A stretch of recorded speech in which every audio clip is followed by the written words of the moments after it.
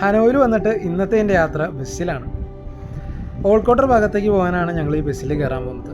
Vietnam ഫാമിലിയോടൊപ്പം ഉള്ള ആദ്യത്തെ bus യാത്രയും കൂടിയാണ് ഈ ഒരു യാത്ര. നമ്മുടെ പയ്യൻ്റെയും ആദ്യത്തെ യാത്രയാണ് കേട്ടോ.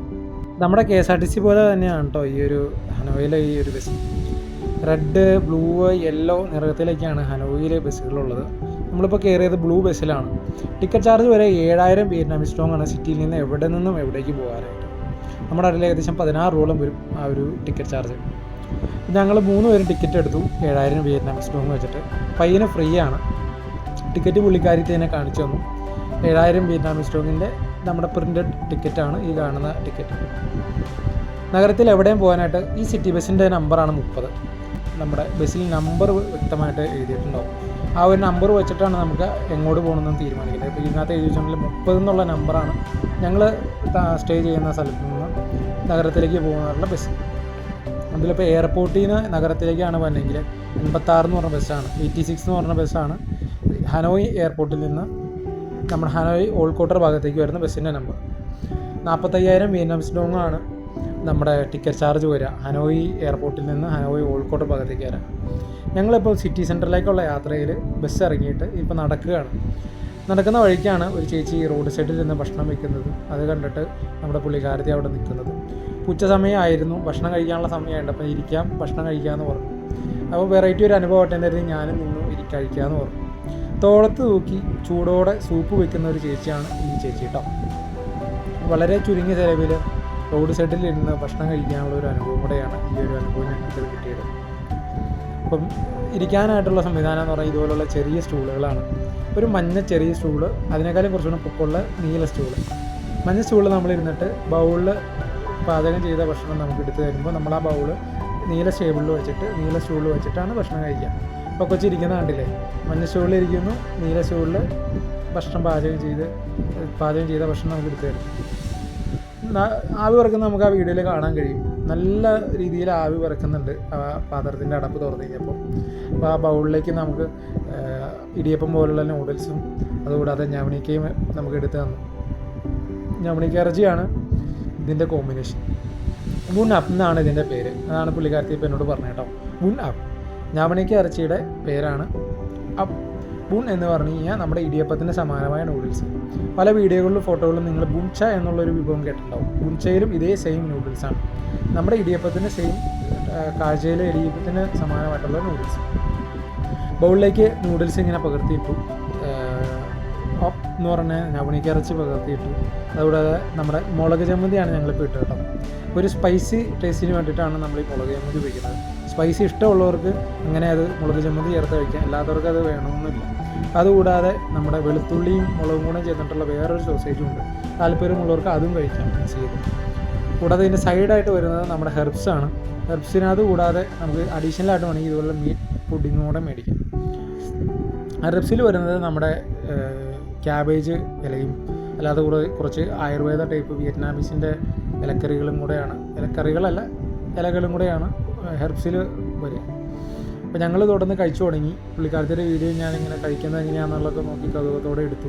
എൻ്റെ അപ്പോഴും ബൗൾ അവിടെ ഇരിക്കുകയാണ്, ഞാൻ തൊട്ടിട്ടില്ല. കാരണം എൻ്റെ ചോപ്സ്റ്റിക്കും സ്പൂണൊക്കെ അവിടെ ഇരിക്കുന്നുണ്ട്. ഞാൻ മൊബൈൽ അവിടെ കൊണ്ടു വെച്ചിട്ട് ഞാനും ഭക്ഷണം കഴിക്കാനായിട്ട് തീരുമാനിച്ചു. അതിനിടയിൽ പുള്ളിക്കാരത്തിക്ക് ഫോൺ വന്ന് പുള്ളിക്കാരത്തി ഫോൺ അറ്റൻഡ് ചെയ്യുന്നുണ്ട്. പുള്ളിക്കാരത്തി പറഞ്ഞു ഒരു ഓർഡർ വന്നിട്ടുണ്ട്, പുള്ളിക്കാരത്തിക്ക് അത് കൊണ്ടുപോയി കൊടുക്കണം. അപ്പോൾ തന്നെ വേറൊരു യാത്രക്കാരിയും കൂടെ വന്നു. യാത്രക്കാരി ഇങ്ങനെ വന്നിരുന്നിട്ട് പുള്ളിക്കാരത്തിയും ഭക്ഷണം ഓർഡർ ചെയ്യാനായിട്ട് ഒരുപാട് വിഭവങ്ങളൊന്നുമില്ല, ഒരൊറ്റ വിഭവമുള്ളൂ. ബുൺ അപ്പ് നൂഡിൽസ്, ഞവണിക്ക ഇറച്ചി നൂഡിൽസാണ് ഈ ചേച്ചി വയ്ക്കുന്നത്. അത് സൂപ്പിലേക്ക് ഇട്ടിട്ട് ചൂടാക്കി എടുത്ത് ബൗളിലേക്ക് പകർത്തി അടുത്തതായിട്ട് നമ്മുടെ നൂഡിൽസിലേക്ക് നമ്മുടെ ബുൺ അപ്പ് എന്ന് പറയുന്നത് നമ്മുടെ ഞവണിക്ക ഇറച്ചി എടുത്ത് അതും സൂപ്പിലേക്ക് മുക്കി മുളക് ചമ്മന്തി ഇട്ട്, മുളകൊക്കെ നമ്മൾ ചോദിച്ചിട്ടാണ് ആ ചേച്ചി ഇടുന്നത് കേട്ടോ. താല്പര്യമില്ലാത്തവർക്ക് അത് വേണ്ടെങ്കിൽ അതും ഇടില്ല. അതുപോലെ വേറെ മിക്സിങ്ങാണ്, വേറെ സോസേജാണ് ഇപ്പോൾ ഇടാൻ പോകുന്നത്. പിന്നെ ഉപ്പ് ഇതൊക്കെ മിക്സ് ചെയ്തിട്ടാണ് കൊടുക്കുന്നത്. ഞങ്ങൾ കഴിച്ചുകൊണ്ടിരിക്കുന്ന എൻ്റെ വീഡിയോ പുള്ളിക്കാരത്തെ എനിക്ക് എടുത്തു തന്നു. അപ്പോൾ റോഡ് സൈഡിലാണ് ഞങ്ങളിരുന്ന് കഴിക്കാൻ നേരത്തെ പറഞ്ഞല്ലോ. ആളുകളിങ്ങനെ നടന്നു പോകുന്നുണ്ട്. വണ്ടികൾ നല്ല തിരക്ക് പിടിച്ച റോഡാണ്. വണ്ടികളൊക്കെ അങ്ങോട്ട് തലങ്ങും പായുന്നുണ്ട്. അതുകൂടാതെ വേറെ 2 പെൺകുട്ടികളും കൂടെ ജോയിൻ ചെയ്തു. ഞങ്ങളിപ്പോൾ മുമ്പ് കഴിച്ചിരുന്ന ചേച്ചി എണീറ്റ് പോയി. അവിടെ വടയിൽ നിന്ന് കഴിച്ച് എണീറ്റ് പോയി.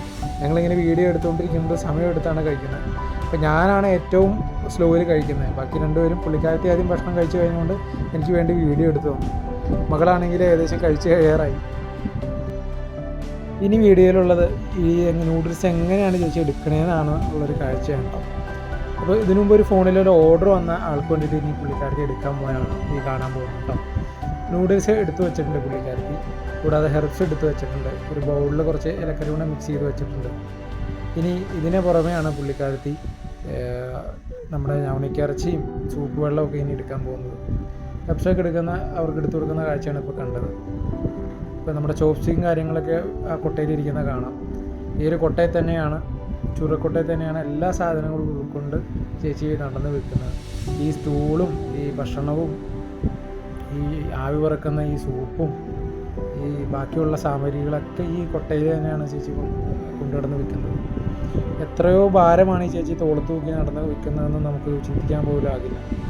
20 കൊല്ലത്തോളമായി ഇതേ തൊഴിലാണ് ഈ ചേച്ചി ചെയ്തു വരുന്നത്. എൻ്റെ കുടുംബം പോറ്റുന്നത് ഇങ്ങനെ തന്നെയാണ്. ഇപ്പം പുള്ളിക്കാരത്തി സൂപ്പ് എടുത്തതാണ് നിങ്ങൾ കണ്ടത്.